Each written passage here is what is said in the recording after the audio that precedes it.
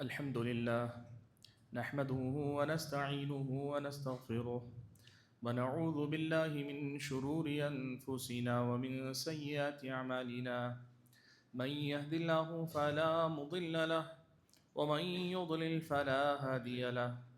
وأشهد أن لا إله إلا الله وحده لا شريك له وأشهد أن محمدًا عبده ورسوله أرسله بالحق بشيرا ونذيرا أما بعد فأعوذ بالله من الشيطان الرجيم بسم الله الرحمن الرحيم يوم نقول لجهنم هل امتلأت وتقول هل من مزيد وأزلفت الجنة للمتقين غير بعيد هذا ما توعدون لكل أواب حفيظ من خشي الرحمن بالغيب وجاء بقلب منيب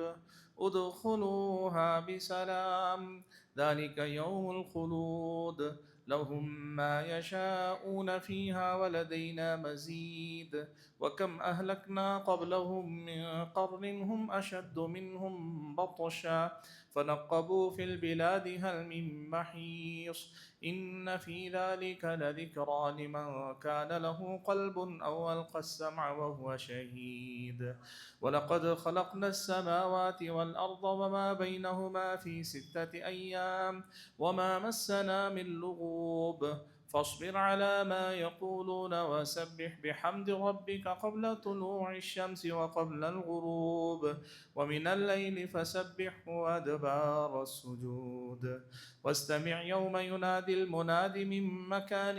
قريب يوم يسمعون الصيحة بالحق ذلك يوم الخروج إنا نحن نحيي ونميت وإلينا المصير يوم تشقق الأرض عنهم سراعا ذلك حشر علينا يسير نحن أعلم بما يقولون وما أنت عليهم بجبار فذكر بالقرآن من يخاف وعيد وقال تبارك وتعالى أيضا هل جزاء الإحسان إلا الإحسان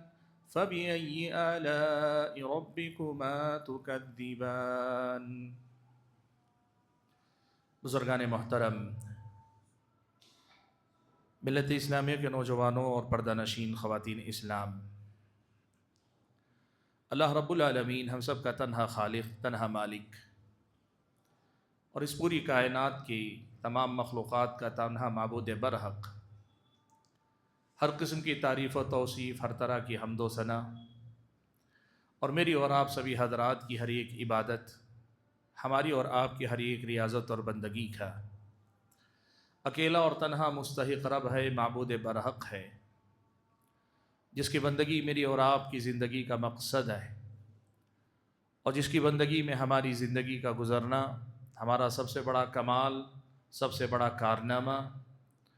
اور دنیا اور آخرت دونوں ہی مقامات پر کامیابی اور کامرانی کی ضمانت بھی ہے۔ درود و سلام ہو نبی آخر الزماں پیارے نبی محمد صلی اللہ علیہ وسلم کے ذات گرامی پر، جنہیں اللہ تبارک و تعالیٰ نے اپنا آخری نبی و رسول بنا کر بھیجا، جنہوں نے اللہ تعالیٰ کے دین کی ہر بات کو بڑی ہی محنت اور انتھک کوشش کے ذریعے اور پوری امانت داری، دیانت داری کے ساتھ ہمارے اور آپ کے پاس پہنچایا، امت تک پہنچایا، اور نہ صرف یہ کہ اس کو پہنچایا، اس پہ عمل کر کے دکھلایا، مثالی نمونہ بن کر دنیا کے سامنے رہے، اور دنیا سے جانے سے پہلے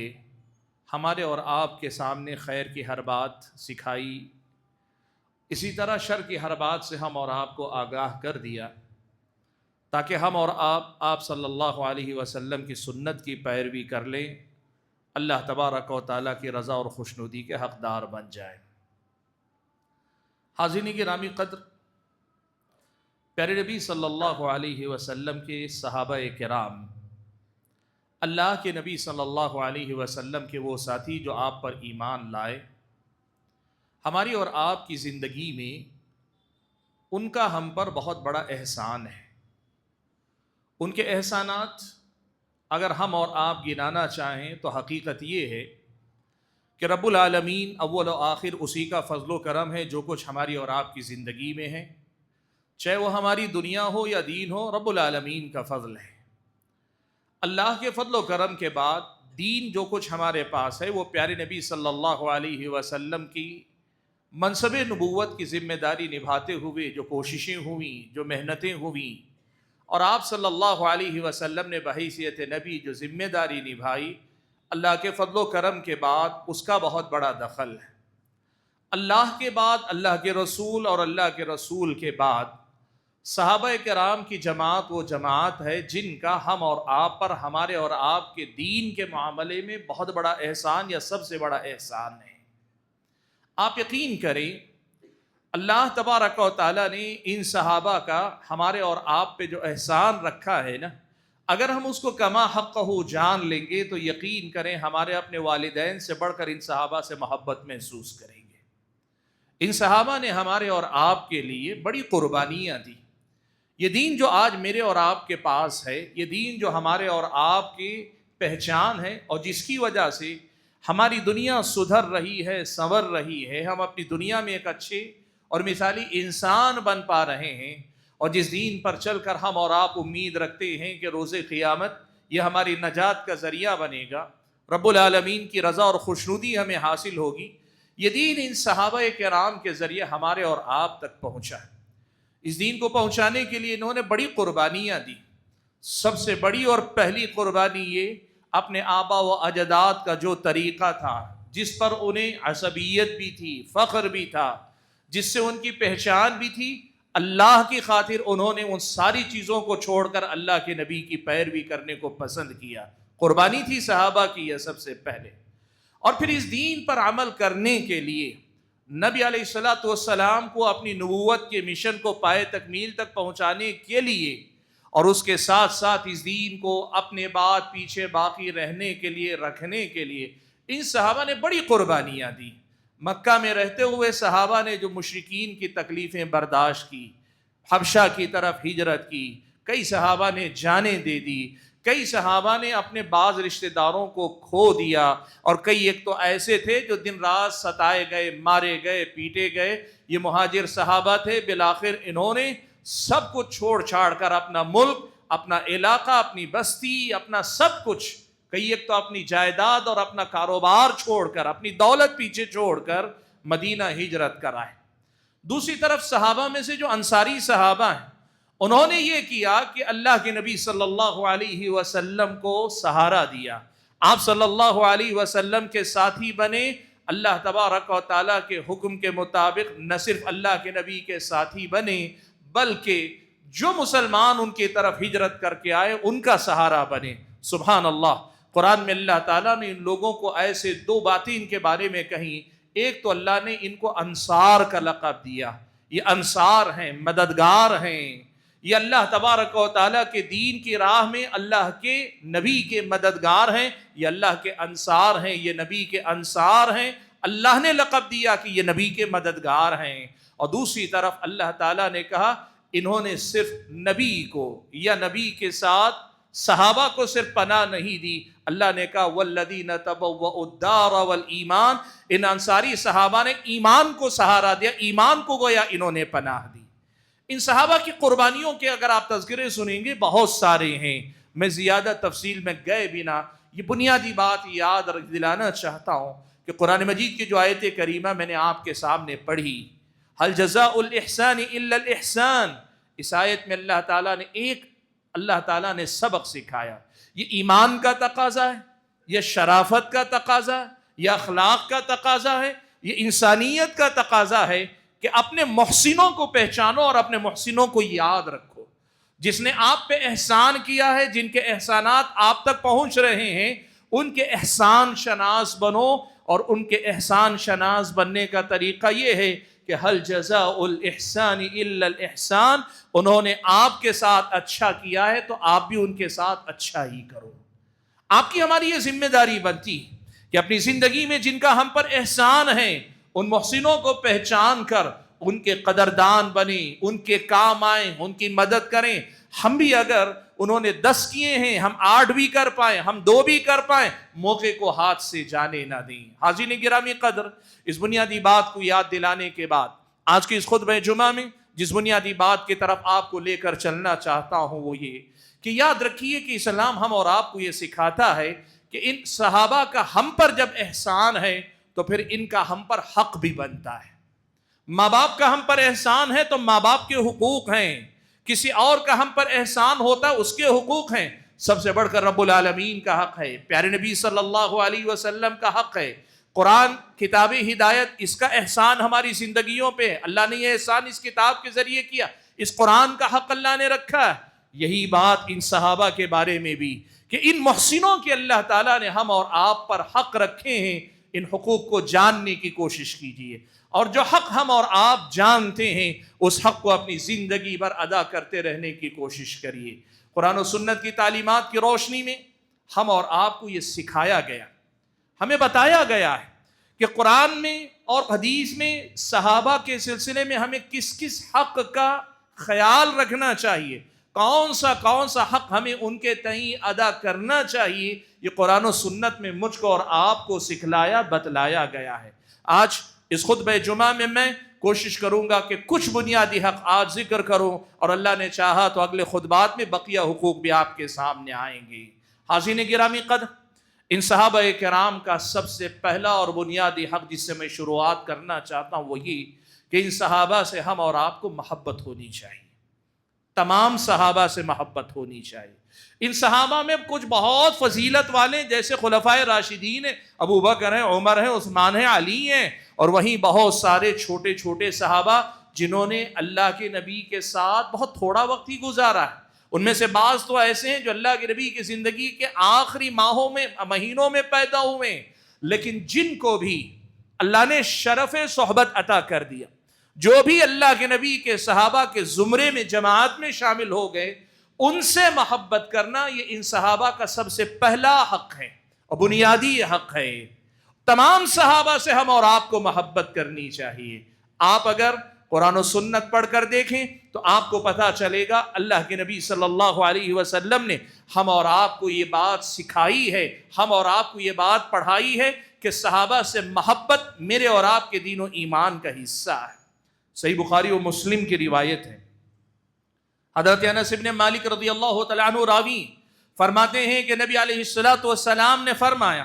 آیت الایمان حب الانصار و آیت النفاق بغض الانصار. اللہ کے نبی نے فرمایا یہ ایمان کی علامت ہے کہ آدمی انصار سے محبت کرے. یہ جو انصاری صحابہ ہیں ایمان کی یہ علامت ہے کہ ان سے محبت کرے، اور اگر کوئی انصار سے بغض رکھتا ہے، دشمنی رکھتا ہے، ناراضگی رکھتا ہے تو پھر یہ اس آدمی کے نفاق کی علامت ہے. نبی علیہ السلام کی زبان میں اگر آپ سمجھنا چاہیں تو بات سیدھی یہ ہے، محبت کرو، ان کا حق ادا ہوگا، تمہارے ایمان کی گواہی ملے گی، اور دل میں کہیں کوئی کھوٹ ہے ان کی حق تلفی ہوگی اور تم پر نفاق کا لیبل اللہ کے نبی صلی اللہ علیہ وسلم کی طرف سے لگ جائے گا. صحابہ سے محبت کرنا یہ ایمان کی علامت ہے. اب یہاں دیکھیں حدیث میں تو اللہ کے نبی صلی اللہ علیہ وسلم نے انصار کا تذکرہ کیا. اہل علم نے حدیث کی شرح کرتے ہوئے لکھا کہ قرآن و سنت کے دلائل کی روشنی میں مہاجرین کی فضیلت اور ان کا مقام انصار سے زیادہ ہے. جب انصار سے محبت ایمان ہے تو بدرجہ اولا مہاجرین سے محبت بھی دین و ایمان کا حصہ ہے، اور انصار سے نفرت اگر وہ نفاق ہے تو مہاجرین سے نفرت کرنا بدرجہ اولا نفاق ہے. اسی لیے جس صحابی نے بھی اللہ کے نبی صلی اللہ علیہ وسلم پر ایمان لایا ہو، وہ چاہے مہاجر صحابی ہوں یا پھر انصاری صحابی ہوں، ان سے محبت ہونی چاہیے. اور محبت کیا ہے؟ دل کا ایک ایسا لگاؤ، دل کے اندر ایک ایسا تعلق کہ جس تعلق میں ہمیں راحت ملے، سکون ملے، خوشی ملے، اطمینان ملے، اور جس میں ان کے تئیں احترام کا جذبہ پیدا ہو، اور ساتھ ہی ان کے بارے میں کسی قسم کی کدورت، نفرت، ناراضگی کا کوئی پہلو ہمارے اور آپ کے دل میں نہ آنے پائے. یہ ان صحابہ کا پہلا حق ہے. اس بات کو یاد رکھیے. سبحان اللہ. امام مالک رحمت اللہ علیہ کہا کرتے تھے کہ اہل علم یعنی امام مالک کہہ رہے ہیں ہم سے پہلے والے جو اہل علم تھے یعنی تابعین تبع تابعین جو امام مالک سے پہلے تھے، کہا کانوا یعلموننا حب ابی بکر وعمر کما یعلمون السورۃ من القرآن، کہا ہمارے اپنے جو اساتذہ تھے، امام مالک کہہ رہے ہیں ہمارے جو اساتذہ تابعین تبع تابعین کے طبقے کے جو علماء تھے، ہمیں جس طرح قرآن کی کوئی سورت پڑھاتے تھے، سکھاتے تھے کہ یہ پڑھو یہ سیکھو، ایسے ہی ہمیں ابو بکر و عمر سے محبت کرنا سکھاتے تھے۔ یعنی آپ یہ سمجھیں کہ یہ علماء کی ذمہ داری ہے کہ علماء آپ کو صحابہ سے محبت کرنا سکھلائیں، اور آپ کی یہ ذمہ داری بنتی ہے کہ آپ صحابہ سے محبت کرنا سیکھیں۔ یہ امام مالک رحمۃ اللہ علیہ کے اس جملے کا سیدھا مطلب ہے کہ آپ اور ہم حب صحابہ کی محبت اپنے دلوں کے اندر کیسا پیدا کریں، یہ ہمیں سیکھنا پڑے گا۔ اور یہ بات آپ یاد رکھیں، نئی نسلیں جو ہمارے بچے، یہ جو چھوٹے چھوٹے بچے جو ہماری اور آپ کی گود میں پل رہے ہیں، ان بچوں کے اندر بھی جس طرح اللہ کی محبت ہم پیدا کرتے ہیں، پیارے نبی صلی اللہ علیہ وسلم سے محبت کا سبق پڑھاتے ہیں، دین اسلام اور احکام اسلام شریعت اسلامیہ کی محبت ان کے رگ و پے میں اتارنے کی کوشش کرتے ہیں، ایسے ہی اپنے بچوں کے اندر صحابہ کی محبت پیدا کرنا، صحابہ سے محبت کرنا، ان کو سکھلانا اور صحابہ کی محبت کا مطلب بتلانا، یہ ہماری تربیت کا حصہ ہونا چاہیے۔ امام مالک رحمۃ اللہ علیہ یہی بتانا چاہ رہے ہیں کہ ہمارے جو اسلاف تھے، ہمارے جو علماء تھے، جو ہمارے اپنے بزرگ تھے، وہ ہمیں ابو بکر و عمر سے یعنی صحابہ سے محبت کرنا ویسے ہی سکھایا کرتے تھے جیسے قرآن کی کوئی سورت ہمیں سکھایا کرتے تھے۔ حاضرین گرامی قدر، ان صحابہ کا یہ پہلا حق ہے، یہ پہلا حق ہے کہ ہم اور آپ اس بات کو یاد رکھیں، ان صحابہ سے ہمیں محبت ہونی چاہیے، جن کے بارے میں بھی یہ پتہ چل گیا یہ صحابی رسول تھے، تو پھر ہمارے دل میں صرف محبت ہی محبت ہونی چاہیے اور کوئی بات ہمارے دل میں نہ آنے پائے۔ یہ پہلا حق ہے۔ دوسرا حق جو ان صحابہ کا ہم اور آپ پر عائد ہوتا ہے، وہ حق یہ ہے کہ ہم یہ عقیدہ رکھیں، ہم یہ ایمان رکھیں، ہم اس بات کو تسلیم کریں، اس بات کو پورے ہوش و حواس کے ساتھ مانیں، اور اس کے ماننے میں کسی قسم کا تردد نہ ہو کہ صحابہ کرام بحیثیت جماعت بھی پوری کی پوری جماعت صحابہ کی اس امت کے سب سے بہتر اور سب سے افضل لوگ تھے۔ سارے صحابہ کی جماعت اگر ہم بات کریں، بعد کے زمانے میں آنے والے چاہے جتنے لوگ آئیں، جیسے بھی آئیں، صحابہ کی جماعت سب سے بہتر جماعت تھی بحیثیت جماعت، یعنی تابعین تبع تابعین، بعد کے زمانے کے اتباع تابعین، علماء فقہا یا فنون کے اعتبار سے مفسرین محدثین فقہا، خدمت کے اعتبار سے عمراء حکمران، یا پھر یہ کہ اللہ کی راہ میں جہاد کرنے والے، آپ جو لے لیں، حتیٰ کہ آج کے زمانے میں لوگ کہتے ہیں اولیاء اللہ، تو ان سب میں سب سے زیادہ افضل اور سب سے بہتر لوگ اگر کوئی تھے وہ صحابہ کی جماعت تھی۔ ہمارے عقیدے کا یہ حصہ ہے، یہ ان صحابہ کا حق ہے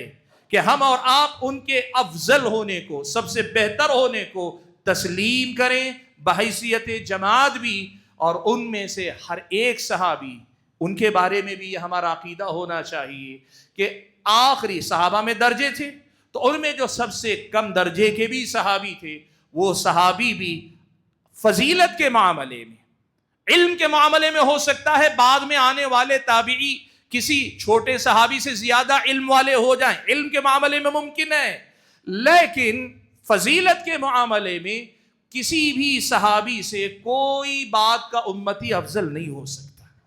یہ عقیدہ ہمارا ہونا چاہیے۔ صحابہ بحیثیت جماعت بھی، صحابہ بحیثیت افراد بھی بعد میں آنے والے تمام لوگوں سے زیادہ فضیلت والے ہیں، تمام لوگوں سے زیادہ افضل ہیں۔ یہ عقیدہ ہم اور آپ کو رکھنا چاہیے، اور یہ عقیدہ ہمیں قرآن میں سکھایا گیا، یہ عقیدہ ہمیں حدیث رسول میں سکھلایا گیا۔ سورہ آل عمران میں اللہ نے فرمایا کنتم خیر امت اخرجت للناس، تم سب سے بہترین امت ہو جو تمہیں نکالا گیا لوگوں کے لیے۔ اس آیت کی تفسیر میں کئی باتیں کہی گئی۔ ایک تفسیر تو یہ کی گئی جو زیادہ مشہور ہے لوگوں کے درمیان، کہ اس سے مراد پوری امت محمدیہ ہے، کہ اللہ تعالیٰ نے امت محمدیہ کو یعنی نبی کے پیروکاروں کو تمام لوگوں کی ہدایت کے لیے اللہ تبارک و تعالیٰ نے پیدا کیا۔ لیکن آپ اس آیت کی تفسیر میں دیکھیں، مفسرین نے بات ذکر کی ہے کہ یہ خطاب صحابہ سے تھا، اور صحابہ سے تھا تو سب سے زیادہ بہتر ہونے کا خطاب صحابہ کو دیا گیا. کنتم خیر امہ، تم امت کے سب سے بہترین لوگ ہو. یہ اللہ تبارک و تعالیٰ نے صحابہ کرام کو لقب دیا. اور یہی بات پیارے نبی صلی اللہ علیہ وسلم نے ارشاد فرمائی. آپ صلی اللہ علیہ وسلم نے کہا خیر الناس قرنی ثم الذین یلونہم ثم الذین یلونہم. اللہ کے نبی نے کہا سب سے بہترین لوگ وہ ہیں جو میری نسل، میرے زمانے کے، میری جیل یا میرے اپنے صحابہ کی جو جماعت ہے وہ ہے. ثم الذین یلونہم، پھر ان کے بعد سب سے بہتر وہ ہیں جو ان کے بعد آئے یعنی تابعین. ثم الذین یلونہم، پھر وہ جو ان کے بعد آئے. راوی کہتے ہیں اللہ کے نبی نے یہ اپنے زمانے کے بعد یا تو 2 کا یا 3 صدیوں کا یا 3 نسلوں کا تذکرہ کیا. صحابہ کی نسل سب سے زیادہ افضل ہے، یہ اللہ کے نبی صلی اللہ علیہ وسلم نے خود ارشاد فرمایا. حاضرین گرامی قدر، صحابہ کا یہ دوسرا بڑا حق ہے، وہ اس بات کا عقیدہ رکھنا کہ یہ صحابہ سب سے افضل ہیں بحیثیت جماعت بھی، کہ جماعت صحابہ جماعت تابعین اور بعد کی کسی بھی جماعت سے افضل ہیں. اور دوسرا یہ عقیدہ کہ افراد کے طور پر ہر ایک صحابی بعد میں آنے والے کسی بھی نیک سے نیک آدمی، بڑے سے بڑے فضیلت کے حامل انسان سے زیادہ افضل ہے. سبحان اللہ. آپ یہ بات دیکھیے، معافی بن عمران ہیں اور ایسے دیگر اہل علم ہیں، ان کے سامنے لوگوں نے ایک سوال رکھا. حضرت معاویہ بن ابی سفیان رضی اللہ تعالیٰ عنہ ہیں، یہ صحابی رسول ہیں، اور ان کے مقابلے میں عمر ابن عبدالعزیز رحمۃ اللہ علیہ ہیں، تابعی ہیں. عمر ابن عبدالعزیز رحمۃ اللہ علیہ کو اللہ تعالیٰ نے بہت سارے کمالات، خوبیوں سے نوازا تھا، اور خصوصی طور پر انہوں نے حکومت کے نظام میں، سسٹم میں جو غلطیاں آئی تھیں، جو تبدیلیاں آئی تھیں، ان کی اصلاح کر کے حکومت کے نظام کو ابو بکر و عمر و عثمان و علی کا جو طرز تھا اس طرز پر لے جانے کی کوشش کی تھی. اس بنیاد پر عمر ابن عبدالعزیز رحمۃ اللہ علیہ کو لوگ بہت زیادہ اونچے مقام پہ دیکھتے ہیں، اور بجا طور پہ دیکھتے ہیں، اس میں کوئی غلط نہیں. کسی نے سلف صالحین میں سے معافی بن عمران سے پوچھا، اور بعض روایتوں میں عبداللہ ابن مبارک سے پوچھا کہ یہ جب بتائیے کہ اب عمر ابن عبدالعزیز کا اتنا اونچا مقام ہے تو کیا یہ حضرت معاویہ سے زیادہ افضل ہے؟ حضرت معاویہ سے زیادہ افضل ہے اپنی خدمات کی وجہ سے، اپنے کارناموں کی وجہ سے، اپنی جو دین کے تئیں ان کی جو کوششیں تھیں، اپنی کوششوں کی وجہ سے. کیا عمر ابن عبدالعزیز معاویہ رضی اللہ تعالیٰ عنہ سے افضل ہوں گے؟ سبحان اللہ. سلف صالحین کی دین کی سمجھ دیکھیں. انہوں نے کہا عمر ابن عبدالعزیز معاویہ کی برابری کیا کریں گے؟ اللہ کے نبی کے ساتھ رہتے ہوئے، اللہ کے نبی کے ساتھ رہتے ہوئے، معاویہ جب اللہ کے نبی کے ساتھ تھے، اللہ کے نبی کے ساتھ رہتے ہوئے معاویہ کے گھوڑوں کے قدموں سے جو دھول اڑی ہے نا،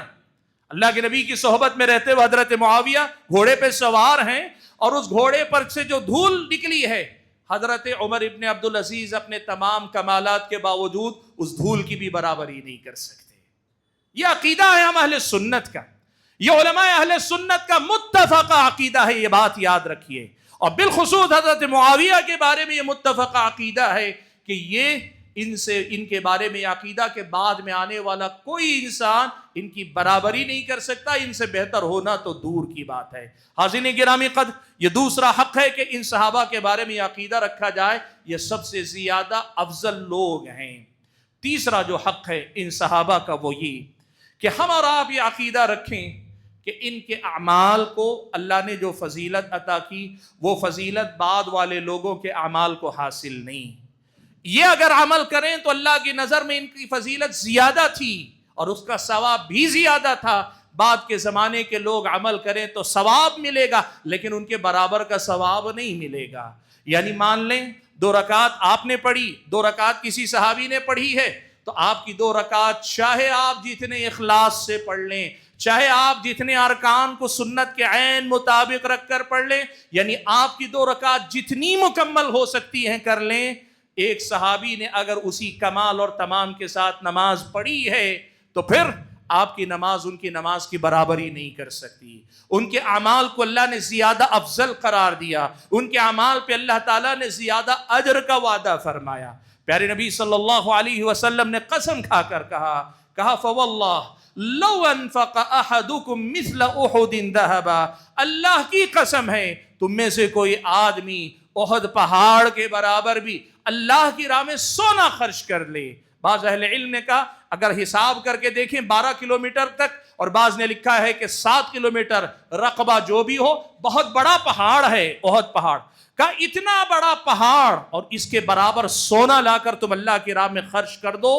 کسی صحابی نے 2 مٹھی یا 1 مٹھی اناج اللہ کی راہ میں دیا ہو، تمہارا یہ سونا ان کے اس اناج کی برابری نہیں کر سکتا ہے. یہ صحابہ کا حق ہے کہ آپ یہ عقیدہ رکھیں کہ ان کے جو اعمال ہیں، عمر آپ گن کے دیکھیں، وہ 60 سال جیے، میں 60 سال جیا، ان کے 60 آپ کے 60 کا اگر موازنہ کریں بیوقوفی ہوگی اللہ تعالیٰ کے بندو. آپ نے خدمت اسلام میں 100 سال لگا دیے. صحابہ نے اللہ کے نبی کی صحبت میں اگر کسی ایک جنگ میں حصہ لے لیا ہے تو آپ یقین کرو نبی علیہ الصلوۃ والسلام کے ساتھ رہ کر یا بحیثیت صحابی جو عمل انہوں نے کیا ہے، آپ کے اعمال اس کی برابری کر ہی نہیں سکتے. یہ اللہ کے نبی نے کہا ہے. اسی لیے یہ عقیدہ رکھو، جو فضیلت ان کے اعمال کو حاصل ہے، ہمارے اعمال ان کی برابری نہیں کر سکتے. سب سے افضل عمل وہ عمل ہے جو صحابی رسول نے کیا ہو. یہ عقیدہ رکھنا ان صحابہ کے حقوق میں سے ایک حق ہے. اور آپ یہ بات بھی سمجھیے، ان صحابہ کے اعمال کو فضیلت اس اعتبار سے بھی حاصل ہے، ان صحابہ کو اعمال کی فضیلت اس اعتبار سے بھی حاصل ہے، اللہ کے نبی صلی اللہ علیہ وسلم اور امت کے درمیان یہی صحابہ اور ہر صحابی جس نے کچھ بھی اللہ کے نبی صلی اللہ علیہ وسلم کی طرف سے علم نقل کیا ہو، چاہے کسی صحابی نے 1 حدیث رسول بھی روایت کی ہو، 1 حدیث رسول بھی روایت کی ہو، اور صحابی نے حدیث رسول روایت بھی نہ کی ہو لیکن نبی کے ساتھ کھڑے رہے ہوں، نبی کا ساتھ دیا ہو، آپ جانتے ہیں یہ دین ان صحابہ کے ذریعے ہی ہم تک پہنچا. اب صحابہ کے زمانے کے بعد سے لے کے ہر دور میں لاکھوں کروڑوں مسلمان جو اس دین پہ عمل کرتے آ رہے ہیں، ان سب کو تو عمل کرنے والوں کو اپنے اپنے عمل کا اجر ملے گا ہی، اپنے اپنے عمل کا ثواب ملے گا ہی. لیکن یہ بات آپ لکھ کر رکھ لو کہ اللہ کے نبی کے زمانے کے بعد، صحابہ کے زمانے کے بعد سے قیامت تک جتنے انسان آئیں گے، جو بھی خدمت کریں گے، جو بھی نیک کام کریں گے، سب کو اپنے اپنے اعمال کا اجر تو ملے گا، لیکن ان سارے لوگوں کے اعمال کا اجر صحابہ کے کھاتے میں لکھا جائے گا. کیوں؟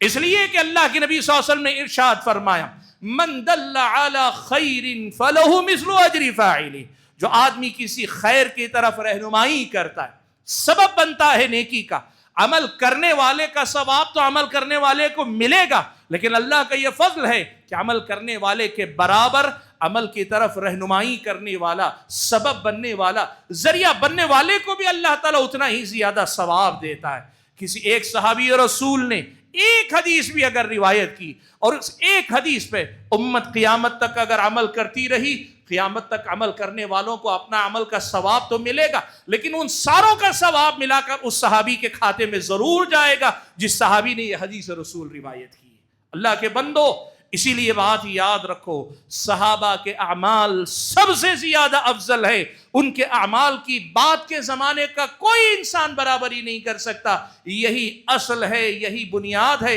اور یہ صحابہ کے بارے میں ہمارا اور آپ کا عقیدہ ہونا چاہیے. اور صحابہ کے حقوق میں سے ایک حق ہے کہ ہم اس فضیلت کا اعتراف کریں کہ کسی کا عمل بعد کے زمانے میں صحابہ کے عمل کی برابری نہیں کر سکتا ہے. حاضرین گرامی قدر، چوتھا حق جو آج کے اس خطبہ جمعہ میں آپ کے سامنے مجھے ذکر کرنا ہے وہ یہ کہ ان صحابہ کو اللہ تبارک و تعالیٰ نے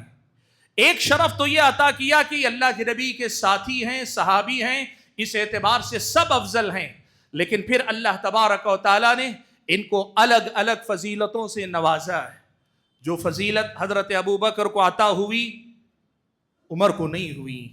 بعض فضیلتیں عمر کو عطا ہوئی ابوبکر کو بھی نہیں ہوئی، عثمان کو بھی نہیں ہوئی. کچھ فضیلتیں حضرت عثمان کو عطا ہوئی، یہ فضیلتیں ابوبکر کو، عمر کو یا علی کو نہیں ملیں، اور کچھ فضیلتیں حضرت علی کو عطا ہوئی، لیکن یہ فضیلتیں بقیہ 3 صحابہ یا دیگر صحابہ کو حاصل نہیں ہوئی. اور ایسے ہی خواتین کے اندر حضرت فاطمہ کو کچھ فضیلتیں حاصل ہیں جو کسی اور صحابیہ کو نہیں، وہیں کچھ فضیلتیں حضرت خدیجہ کو حاصل ہیں جو کسی اور صحابیہ کو حاصل نہیں، کچھ فضیلتیں حضرت عائشہ کو حاصل ہیں جو حضرت فاطمہ حضرت خدیجہ کو حاصل نہیں. انفرادی طور پر اللہ تعالیٰ نے الگ الگ فضیلتیں عطا فرمائی ہیں. آپ دیکھو مثال دینے کے لیے صرف کہہ دیتا ہوں،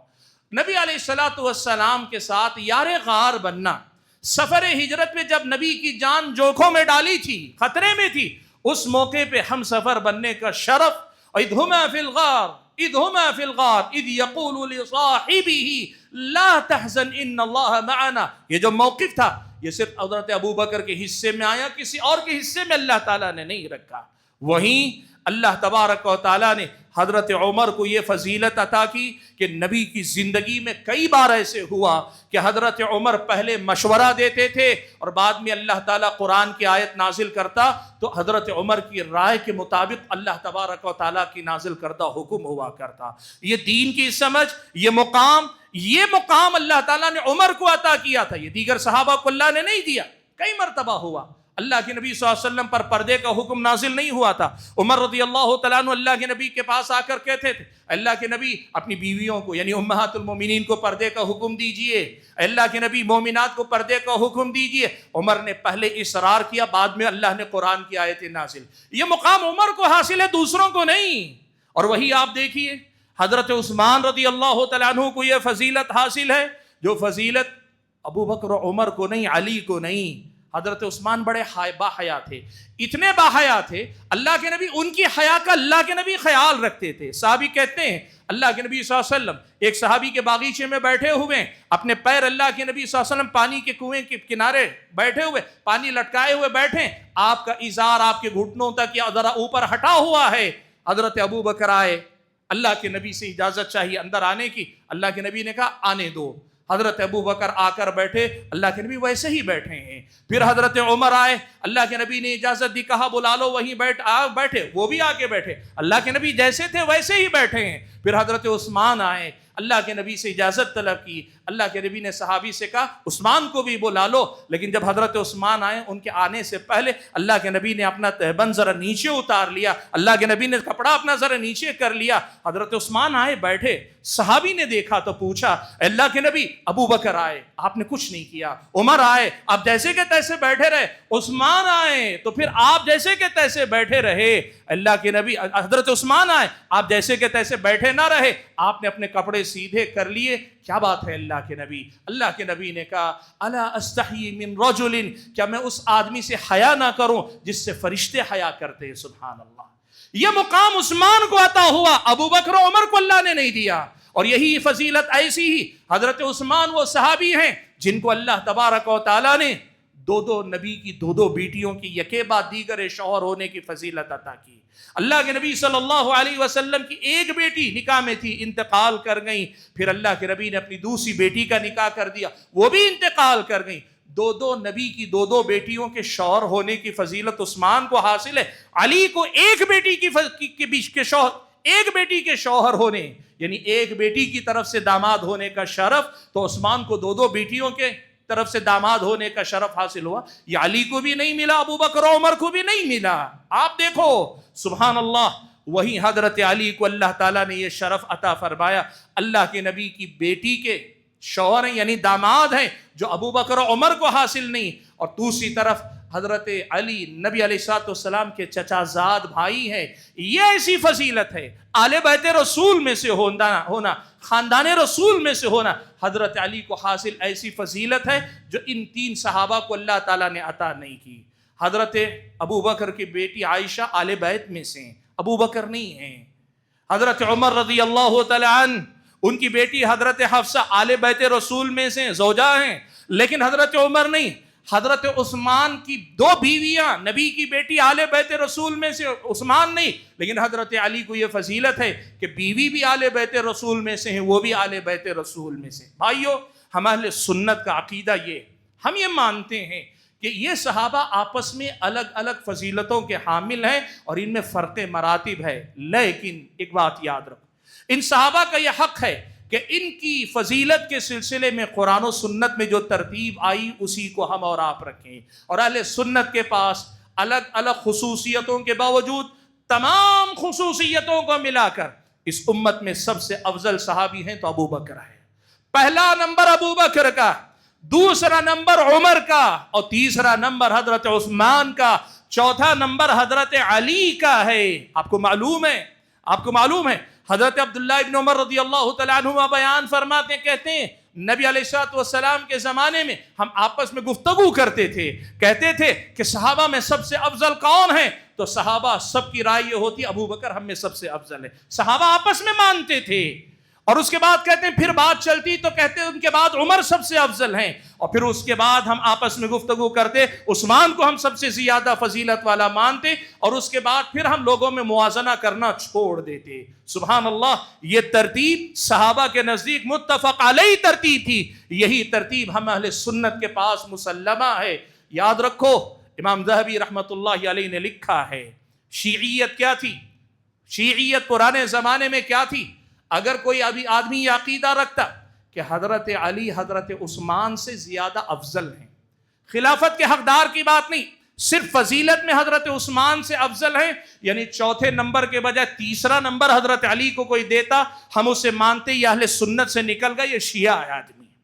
ہم یہ مانتے تھے کہ یہ اہل سنت سے نکلا، یہ شیعہ ہے۔ امام ذہبی رحمت اللہ علیہ نے سلف صالحین کے بارے میں یہ بات نقل کی۔ اسی لیے یہ بات یاد رکھو اللہ کے بندو، صحابہ کے حقوق میں سے بہت بڑا حق یہ ہے کہ ان صحابہ کے فرق مراتب کو ہمیشہ یاد رکھو، اور یاد رکھتے ہوئے اس بات کو تسلیم کرو کہ ان کی ترتیب وہی ہے جو خلافت میں ترتیب تھی۔ نبی کے خلیفہ ابو بکر، ان کے خلیفہ عمر یا خلیفہ ثانی عمر، خلیفہ ثالث عثمان، خلیفہ رابع علی، ان کے بعد حضرت حسن جو خلیفہ بنے، یہ سب کے سب خلفائے راشدین کے میں سے ہیں۔ فضیلت میں یہ چار صحابہ شروع کے ترتیب میں ہیں، اور ان کے بعد اہل علم کا طریقہ یہ ہے کہ وہ اعمال کے اعتبار سے فضیلت دیتے ہیں، یہ اعمال کے اعتبار سے فضیلت دیتے ہیں۔ جیسے وہ جنہوں نے اسلام کی طرف سب سے پہلے سبقت کی، وہ جنہوں نے ہجرت کی، اور وہ جو غزوہ بدر میں سب سے شامل رہے، ان کے بعد وہ جو غزوہ احد میں شامل رہے، وہ جو فتح مکہ سے پہلے اسلام لائے، اور ان کے بعد جو فتح مکہ کے بعد اسلام لائے، ان کے درمیان فرق مراتب ہے، لیکن فضیلت سب کو حاصل ہے۔ اور یہ بات یاد رکھو، ایک کی فضیلت کو ثابت کرنے کا مطلب دوسرے کو گرانا نہیں ہے۔ اللہ نے اگر کسی کو ایک فضیلت عطا کی ہے تو اس کا مطلب نہیں کہ دوسروں کو آپ گنا رہے ہیں۔ اسی لیے بھائیو، ان صحابہ کے بارے میں یہ عقیدہ رکھو کہ اللہ نے سب کو فضیلت عطا فرمائی، لیکن ان میں اللہ نے فرق مراتب رکھا۔ ہم اہل سنت کے نزدیک خلفائے راشدین سب سے افضل، ان کے بعد اگر بات آئے گی تو پھر عشر مبشرہ کی بات آئے گی، اور اس کے بعد مختلف جیسے میں نے گنا ہے آپ کے سامنے واقعات کے حوالے سے الگ الگ اعتبار سے ان کو فضیلت دی جائے گی۔ حاضرین گرامی قدر، صحابہ کے حقوق بہت سارے، صحابہ کے حقوق بہت سارے۔ آپ کے سامنے آج کے اس خطبہ جمعہ میں نے صرف 4 حق گنائے، صرف 4 حق میں نے آپ کے سامنے گنائے ہیں، جبکہ ان کے حقوق اور بہت زیادہ ہیں۔ میں چاہتا یہ ہوں کہ ایک ایک کر کے یہ حقوق آپ اپنے دل و دماغ میں بٹھاتے جائیں اور سیکھتے جائیں کہ اللہ تعالیٰ نے ان صحابہ کے کیا کیا حق ہم اور آپ پہ رکھیں، اور ان حقوق کو ادا کرنے کی کوشش کریں۔ آج کے اس خطبہ جمعہ میں انہی 4 بنیادی باتوں پر میں اپنے آپ کو روک لینا چاہتا ہوں۔ سبق پھر یاد دلاتا ہوں، ہل جزاء الاحسان الا الاحسان۔ رب العالمین فرماتا ہے محسنوں کے ساتھ احسان ہی ہونا چاہیے۔ جنہوں نے آپ کے ساتھ احسان کیا، آپ کو بھی ان کے ساتھ ہمیشہ بہتر سلوک ہی کرنا چاہیے۔ اس سے ہٹ کر کسی اور طرف جانا یا اہل سنت کے عقیدے سے انحراف ہے، یا اہل سنت کے منہج سے، ان کے طریقے سے انحراف ہے، یا اہل بدعت کے طریقے کی طرف جانا ہے۔ یہ کتاب و سنت کے راستے سے ہٹنے والی بات ہے۔ اللہ سے دعا کیجئے کہ اللہ تعالیٰ مجھے اور آپ سبھی حضرات اور خواتین کو صحابہ کرام کے حقوق کو یاد رکھنے، سیکھنے سکھانے، پڑھنے پڑھانے، اسے عام کرنے اور اس کے مطابق ان صحابہ کے حقوق کے ادا کرنے کی توفیق عنایت فرمائے۔ آمین۔ وآخر دعوانا ان الحمد للہ رب العالمین۔